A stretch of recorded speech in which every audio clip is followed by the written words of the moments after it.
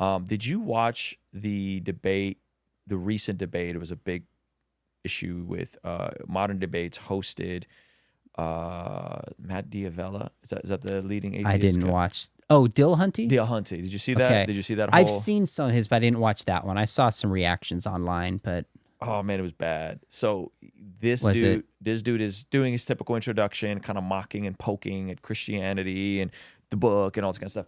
And he goes up against a guy. I can't remember his name. It's Eric something. Is it Eric Adams? He was an Eastern Orthodox, and I just like poked around at his like timeline, and you know he's like, I don't know if it's an Eastern Orthodox thing or he's just built different or whatever. But I mean, he's cussing, using profanity, like no. This is the Christian guy. It's the Christian guy.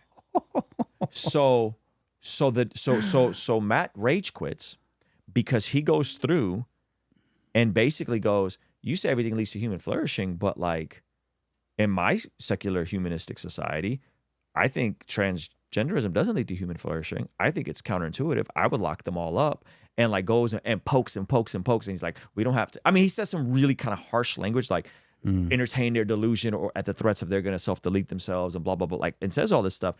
And so Matt ends up rage quitting. And then in the end of it, he basically says the reason why you're rage quitting is because you can't have an objective conversation because you're dating a transgendered person right now, and kind of like throws them all the way out there. But I think two things. One, I mean, it was talking about meeting fire with fire, right? Like, and so like, I don't think he was expecting, because usually Christians were going to be very gentle and careful. Yeah. And I'm not saying that's right. And I'm not saying I would have handled it that way, because I wouldn't have. But I mean, the sheer like, oh yeah, you're going to be snarky and mean. Like, okay, cool. I'm going to really rev it up, and I'm going to call you on your incongruence on these things and how these aren't aligned with Christianity. Like secular humanism just doesn't make sense, because then it could be whatever I want it to be. If I think transgenderism doesn't lead to human flourishing or homosexuality doesn't lead to human flourishing, then I'll ban it in my secular humanist, right? And so like him being pressed on that and then being called out about dating someone that is a part of that community forced him to rage quit, and it was messy. It was messy. Well, I might have to watch it. You got to watch it. You should react to it. I would love to see you react to it and unpack it, because I think you're going to be like, I could have phrased this better. You know? I don't do a lot of reaction stuff. I think you should, though. I think you should. And maybe people enjoy and watch that stuff, and there's some value in like kind of deconstructing a conversation for people. Like I get that. Yeah. I haven't seen this, so I'm only confident on the way you described it. That's actually some of the very stuff I do not like about YouTube. Okay.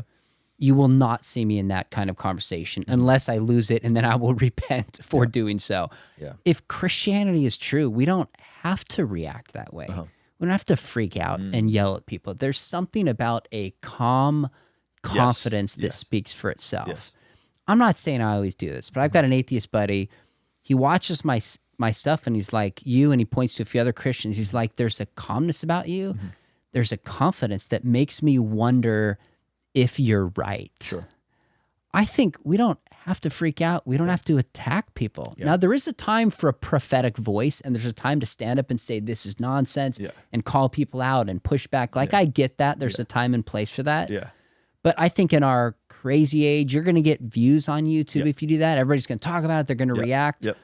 I'm sitting back watching this, again, just based on your description, going, is this a win for the Christian faith, or is this a loss for the Christian faith? That's the question that I care about. Does it advance the ball, content and character-wise? If not, what are we doing? I can't speak to that with any certainty, because I don't know, but I would say it's owning the libs. Like it's Ben Shapiro owns the libs, right? Okay. Like it's the equivalent of that, which I think makes for great content. But not always the great representation of like how the character of how a Christian should behave. And I'm sure the gentleman. What's more important? Yeah. I mean, to me, it's easy. Like I could grow my channel a lot more if I did more political stuff. Sure. If I tried to own people. If I did certain dramatic reaction videos. Sure. The question I always ask myself is, what are we trying to accomplish here? What's the goal? What's the point?